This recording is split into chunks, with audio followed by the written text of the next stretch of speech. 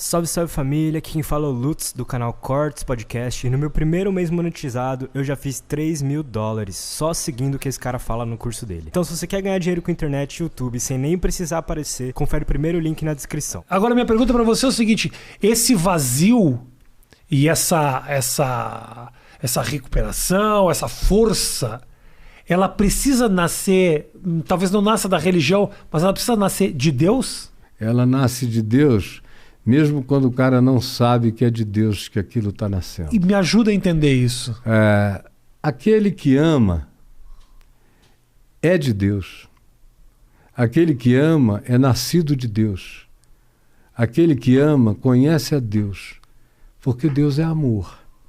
Então, mesmo que você não chame de Deus, quando você opta pelo amor que não é romântico, não é sedução, isso aí é uma outra forma de amar, tem a ver com o mamífero reprodutor e com outras coisas. Mas o amor genuíno é uma escolha. É uma escolha de quem você quer ser. É uma escolha de que caráter você quer ter. Uhum. E isso pode acontecer com qualquer um, em qualquer lugar. Pode estar lá na Ilha de Páscoa. Nunca ouviu falar de Deus, de Jesus, do jeito que, por exemplo, eu falo. Mas o cara fez uma escolha. E eu já estive em tribos indígenas bem originais, há 40 e tantos anos atrás. Eu ainda era um jovem. E eu via aquele pessoal, muitos deles, meu Deus, não sabiam nada, mas amavam. Cuidavam da mulher, cuidavam dos filhos, cuidavam da caça, da casa, se divertiam uns com os outros da maneira mais limpa, não tinha nada que gerasse briga. O cara ficava ancião lá com 35 anos, ele formava a roda dos anciãos, sentavam para se divertir, conversar, histórias de caça, do mato, e os filhos é que iam caçar, as mulheres trançando, fazendo outras coisas, tudo lindo. Eu comecei a olhar para aquilo e a minha tese de ordenação ao Ministério Presbiteriano, quando eu tinha 20 anos, e me pediram uma tese para me ordenarem, aí eu escolhi uma tese que, resumindo o tema, era o seguinte: era a relação de Deus, das pessoas com Deus, fora de qualquer conhecimento religioso. E aí a minha tese era essa, baseada, claro, em Jesus e no Evangelho. Uhum. Porque o critério final do Evangelho, quando Jesus fala, a única vez que ele fala mesmo de um juízo, ele chega e diz que naquele dia vão ser separados uns dos outros, como um pastor separa no campo os cabritos das ovelhas. Aí ele diz que então se dirá às ovelhas: vinde, benditos de meu Pai, tomai posse do reino que vos está preparado desde antes do Big Bang, desde antes da fundação do mundo. Sim. Aí eles disseram: mas por quê? Nós nunca te conhecemos. Nós não sabemos quem tu és. Aí ele disse: a razão é porque quando eu tive fome, vocês me deram de comer. Quando eu tive sede, vocês me deram de beber. Quando eu fui forasteiro, refugiado, vocês me abrigaram. Quando eu estive nu, vocês me vestiram. Quando eu estive preso, vocês foram me visitar. Quando eu estive enfermo, vocês foram me ver. Aí eles disseram: mas quando, Senhor, tu estivestes assim? Ele disse: todas as vezes que vocês fizeram isso a qualquer outro pequenino irmão na terra, era a mim que vocês estavam fazendo. Aí disse para os outros: apartai-vos de mim, porque eu tive fome e vocês passaram, eu tive a mesma coisa e vocês não reconheceram. Aí ele disse: mas como a gente sempre soube quem tu eras? Ele falou: mas vocês nunca me viram. Uma frase constante de Jesus, quando fala-se, por exemplo, em Mateus 7, do cara que curava, expulsava demônios, e profetizava, e fazia todo esse show. E aí ele disse: naquele dia muitos virão assim para mim, e eu lhes direi: eu nunca vos conheci. Eu não sei quem sois. E aí eles vão dizer, mas como? Em teu nome nós fizemos isso, aquilo outro. Aí ele disse, não, vão para lá, eu não sei quem vocês são, porque vocês vivem da prática da iniquidade, da mentira. Então, vocês não têm parte comigo. Então, o Evangelho é muito simples e ele abre um escopo universal. Cristo é universal e não precisa, não é da universal, mas é universal. Sim. E ele não precisa que ninguém tenha e marque os direitos autorais dele. Não, eu só faço se alguma coisa. Não, ele está fazendo agora, em todos os lugares da Terra. Deus não é geopolítico. Sim. Então, por que, Caio, há essa leitura, né, que foi feita desse evangelho, que é uma dessas igrejas as evangélicas que se utilizam, às vezes, desses textos para...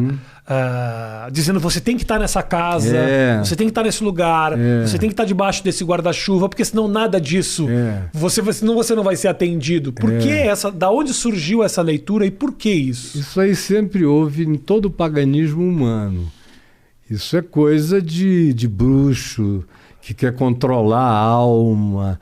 Aí eles injetam medo no cara, um monte de juízos, eles inventam uma quantidade enorme de transgressões que não tem nada a ver com o Evangelho. Aí o sujeito não se preocupa mais nem com o Evangelho. Depois disso, a preocupação dele, o compromisso dele é frequentar o lugar, é obedecer ipsis literis o que aquele líder, na maioria das vezes, translocado, está falando, e cumprir o que ele fala profeticamente, em nome do Senhor. Aí pode ser uma coisa contra o Evangelho. Mas o pessoal também não é estimulado a ler e compreender por si só. Ninguém quer que as pessoas aprendam a andar com as próprias pernas, porque isso gera uma liberdade, dá uma autonomia, gera consciência. Pastor evangélico, claro, não são todos, mas infelizmente hoje em dia, talvez 90% deles não queiram que as pessoas aprendam o Evangelho e andem com as próprias pernas e entendam que igreja não é prédio, que cobertura espiritual não é telhado, não é ter ninguém dizendo eu te abençoo e eu te amaldiçoo, porque ele também não tem nenhum poder sobre mim, a menos que eu entregue a ele essa disposição. E não é que ele vá fazer nada, é que eu vou me entregar à maldade dele e com medo do que ele diz que me acontecerá. E dízimo e dinheiro, que quando a igreja é modesta, ela só lembra o dízimo no fim do culto. Se quiser, bota aí. Se quiser, não. Tem que botar, porque senão você pode perder as bênçãos de Deus. Sim. E aí tem as igrejas caça-níqueis, que são verdadeiros cassinos religiosos, onde o cara, toda vez que vai, tem que botar dinheiro, e quanto mais ele quiser receber grana, mais grana ele tem que pôr. É uma relação de dinheiro com dinheiro. Prosperidade é dinheiro. Como você tem 2.000 pessoas num lugar, você conta essa história, aí diz que tem que tocar a trombeta de Josué para derrubar os muros de Jericó da tua vida. Aí eles te dão aquela trombeta muito mal feita, mas você tem que deixar R$1.000 lá, 2.000, aí dá para você comprar a fábrica de trombeta. São milhares e milhares de reais e de dólares. No meio de 2.000, 3.000, haverá sempre uns 100, estatisticamente, que com aquilo ou sem aquilo, mas com a motivação de dizer Deus está comigo e eu vou ganhar, ele dá uma prosperada. Aí ele começa a ir lá na frente e testemunhar, olha, eu botei aqui na campanha dos 318, tal, isso, e olha só como é que eu ganhei agora. Um ano, eu dei uma prosperada. Aí vai estimulando aquele bando de gente que não pensa, ignorante, a fazer a mesma coisa. Tem gente que fica lá a vida inteira e não rola nada, né? Só piora. Agora, eu pego meu celular rapidinho ali, que eu anotei umas coisinhas que eu quero muito perguntar pro Caio, mas tem uma coisa, Caio, que me faz eu me questionar a respeito disso. Obviamente, tem ali no meio, não tenha dúvida de que existe uma motivação equivocada e financeira para essa manipulação, mas, por outro lado, é incontável o número de histórias de pessoas completamente desacreditadas que quase precisavam dessa disciplina para conseguir respirar e sair do fundo do poço. Pessoas que colocam lá os seus R$1.000, mas por isso elas também acabam segundo elas acabam melhorando de vida. Porque elas ganham o objetivo. Entram na linha, o pai para de bater na esposa, começa a ficar dentro de casa, cuidar dos filhos, sai do mundo das drogas. Obviamente, não estamos agora vendo a motivação do pastor. Eu estou falando mais do fenômeno de recuperação humana. E aí, como é que faz? Eu fico, pessoalmente, dividido, porque eu vejo o benefício. E, obviamente, também vejo a intenção. Entendeu? Como é que você que passou por esses lugares trabalha isso? Do mesmo jeito que eu te falei daquele negócio do pessoal que diz eu fiz em teu nome e Jesus disse eu nunca vos conheci. São dois grupos. Tem aquele que manipula e que Jesus diz aparta-te de mim porque eu nunca te conheci. Eles, mas eu profetizava, eu curava, eu isso, eu aquilo. Jesus disse, olha, eu não sei quem você é. Tá. Isso é um lado. O outro lado é que tem as pessoas que foram curadas, que foram beneficiadas, que foram ajudadas, e, inegavelmente, é como se Deus passasse por cima do maluco, do lobo. Entendi. A Maria não tem nada a ver com isso, ela é sincera, ela é honesta, ela quer de fato melhorar. O sujeito está aflito porque ele não consegue parar de beber, ele gostaria. Então eu vou dar um jeito disso acontecer. Acontece porque o cara começa a pensar de fato em Deus. Claro.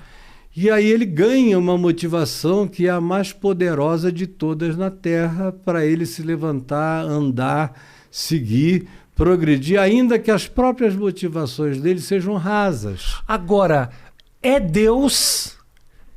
É ele mesmo? Ou essa força dele mesmo é Deus? Não, é ele mesmo na maioria das vezes, porque o poder da automotivação e da indução motivacional praticada em nome de Deus, ainda que com métodos todo perversos e motivações todas equivocadas e com objetivos bandidos no processo, são verdadeiras quadrilhas às vezes, mas as pessoas que foram lá e que vão lá estão querendo se ajudar. Cada um tem seu limite de compreensão. Aí tem um que só pensa em melhorar de vida, comprar um carro, conseguir refazer os dentes, isso e aquilo. Cada um tem sua agenda, tem sua pauta. Sim. E é motivação pessoal. Outros, no entanto, além da motivação pessoal, começam a desenvolver uma fé que transcende a motivação pessoal. Essa fé é que vai operando coisas, às vezes, extraordinárias na vida das pessoas. Mas ela continua pensando que aquele lugar, que aquele endereço, que aquele CNPJ, que aquele teto, são aqueles caras, embora eles não tenham nada a ver. Nada a ver. Eles foram só os grandes motivadores, de modo errado, que produziram na pessoa esse desejo de superação e elas foram adiante. Foi o gatilho, né? Foi o gatilho, na maioria das vezes. E em outras vezes, no processo do gatilho, o cara acaba encontrando. Aí o que acontece? Essas igrejas têm as portas tão largas na frente quanto no fundo, na porta dos fundos. O que acontece? O cara entra, fica ali um ano, aí ele começa a ouvir outras coisas aqui e ali. Aí ele diz, bom, eu tinha que ter passado por aqui, mas aqui não é o meu lugar para ficar. Então, eles acabam procurando outros lugares mais tranquilos, mais lúcidos, não abusivos, onde, por mais que eu acho que não é a melhor coisa, mas eu tenho que reconhecer que é infinitamente melhor do que onde o cara estava e que ele vai melhorar indo para ali.